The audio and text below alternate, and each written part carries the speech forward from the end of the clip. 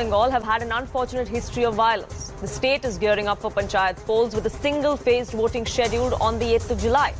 The Gram Panchayats, the Panchayat Samitis and Jilla Parishads will all go to elections that are seen as a curtain raiser ahead of 2024 Lok Sabha elections. But why is it making news is because of the violence we witnessed in the run-up to the nomination process itself. It was last day of nomination yesterday. Bombs, arson, attacks, clashes among political parties seem to be commonplace in West Bengal in election season. Unfortunately, at least 3 lives have been lost at last count. That prompted the Calcutta High Court to direct the state to deploy central forces across all districts of the state to ensure there is no more bloodshed. We're still days away from the election actually happening. Now, in the 2018 rural polls, TMC won 90% of Panchayat seats in the state, 22 Jilla Parishads, all of which were won by the TMC. Those elections too were marred by widespread violence and alleged malpractices. We'll get into those details in just a bit. But that brings us to the bigger question that I want to ask on the right stand tonight. Is there a pattern that we are seeing when it comes to violent elections and the state of West Bengal? And if yes, who is benefiting from this particular violence? Let me first show you what has transpired within this entire week. June 15th, which was yesterday, in Bangar, there were 3 people that were killed. There were several others that were injured during clashes. Those are the scenes that we saw from Bangar, even as the governor went there today. Navagram in Murshidabad, yesterday again. Trinamool Congress's Mohammad Haq was killed. A probe is now underway of what exactly happened. In the same district of Murshidabad, in Khargram, on the 10th of June, a Congress worker was shot dead.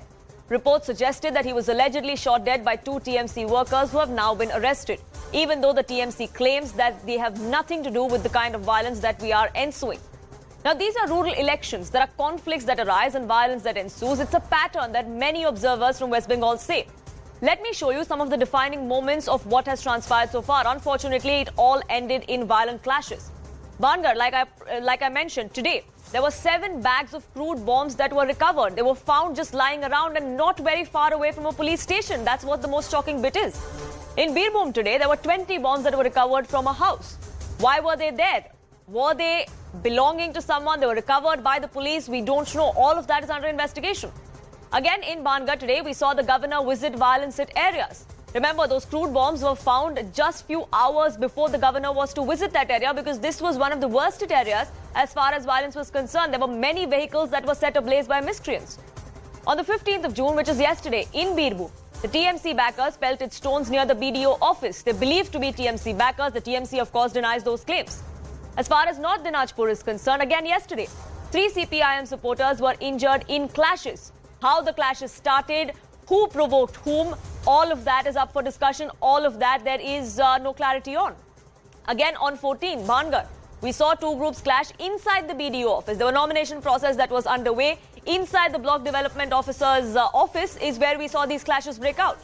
On the 14th, the day before that, in Bankura, there were 2 cars with bags full of bombs that were seized. Where were they being transported? Whose car it was? Who was behind this entire thing? All of that is under investigation and the state will have to look into it. Now, the Calcutta High Court has taken note of all of this violence. They've directed that central forces be deployed in the state across all polling stations. The High Court amended its earlier order of segregating just 7 sensitive districts. They amended that and ordered a pan-state deployment of central forces. Here's what the High Court said in its order yesterday. The Calcutta High Court directed the State Election Commission to send a requisition to the centre for the deployment of forces within 48 hours. 24 hours have already passed by. No appreciable steps have been taken ever since the order was passed in the earlier writ petitions is also what the High Court observed. They also said that no effective steps were taken to identify sensitive areas from a law and order point of view. Waiting any longer will cause more damage to the situation and will not aid in protecting the purity of election process was the clear words in which the High Court sounded an alarm, which is why they said that there should be central forces that are deployed in the state.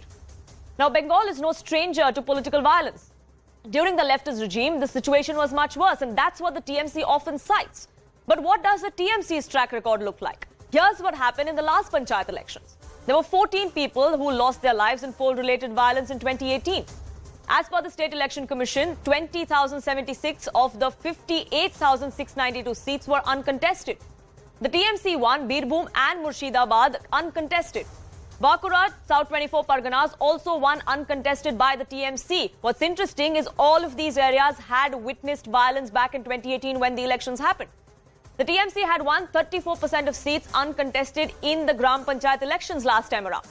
Now, while the Panchayat election in 2003 gained infamy for the death toll, the 2018 poll set a record in the number of seats that were won without a contest. The BJP says all of this happened because their workers were intimidated, were threatened from even filing nominations. That's the allegation they were making this time around as well. The BJP has alleged large-scale rigging and instances of violence that were sponsored by the ruling TMC. That was the allegation the BJP made back in 2018. 5 years later, we're back to that same allegation, back to those same two parties. Now, the violence is not the only point of discord in the state. The deployment of central forces has the TMC irked, even though it's an order of the court. Why is that, you might wonder? Now, the TMC, and specifically Mamata Banerjee, has on multiple occasions raised doubts on central forces. During Panchayat elections in 2023, Mamata Banerjee said that forces stayed in a 5-star hotel and they instigated riots. They held a meeting with the BJP people and then returned, and they provoked the people to commit violence, is what she said on 3rd of April this year. As far as the row over BSF jurisdiction is concerned, Mamata Banerjee said that we must limit BSF 50 kilometers from the international border. The BSF is killing people, she said, throwing them on the other side. The BSF should take police in confidence during ops is also something that Mamata Banerjee has publicly said. In the 2021 assembly elections in West Bengal, Mamata Banerjee and the TMC alleged that there was a misuse of central forces which remains unabated. The forces were misused to intimidate TMC voters is the allegation that they made. They also claimed that these central forces were trying to influence the vote in favor of one party. They were alluding to the BJP, the ruling party at the centre, of course. The same election, Mamata Banerjee came out and said that if CRPF creates disturbance, gherav them. Forces will scare you, ask you not to vote was the allegation that Mamata Banerjee had made. She even went on to say that Jawans are creating nuisance, attacking women. That allegation was made in the April of 2021. Many have asked her where is the proof to substantiate these claims. Those questions are being raised even now, which is why even after the court that has come out and said that central forces need to be deployed, security needs to be provided to every single polling officer, to every single candidate, we still have the TMC asking, why is the central force even being allowed?